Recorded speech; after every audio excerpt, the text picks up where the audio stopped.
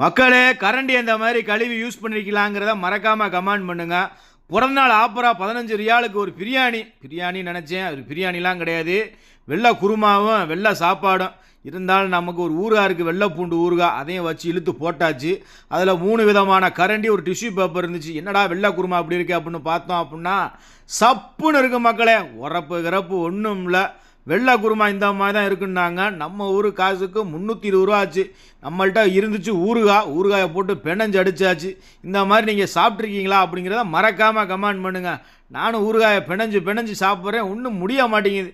வெளிநாட்டுக்காரன் சாப்பாடு வெள்ளையாத்தானே இருக்கும், அதனால் பல்ல கடிச்சிக்கிட்டு சாப்பிடலான்னு பார்த்தேன், ஒன்றும் இழுபடி ஆகலை. வெறும் சிக்கனை மட்டும் சாப்பிட்டு வச்சாச்சு. இந்தா வந்துட்டான் பாருங்க ஏழைகளின் வெள்ளை சாப்பாடு, தயிர் சாப்பாடு. நல்லா கடுகுளுந்தம் பருப்பு, பச்சை மிளகா, காஞ்ச மிளகா, இஞ்சியெல்லாம் போட்டு ஊறுகாயோடு வச்சு அடித்தோம் அப்படின்னா அதுக்கு இது பரவாயில்ல. அது 320 ரூபா, இது வெறும் 20 ரூபா தான் மக்களே. எப்படி இருக்குது?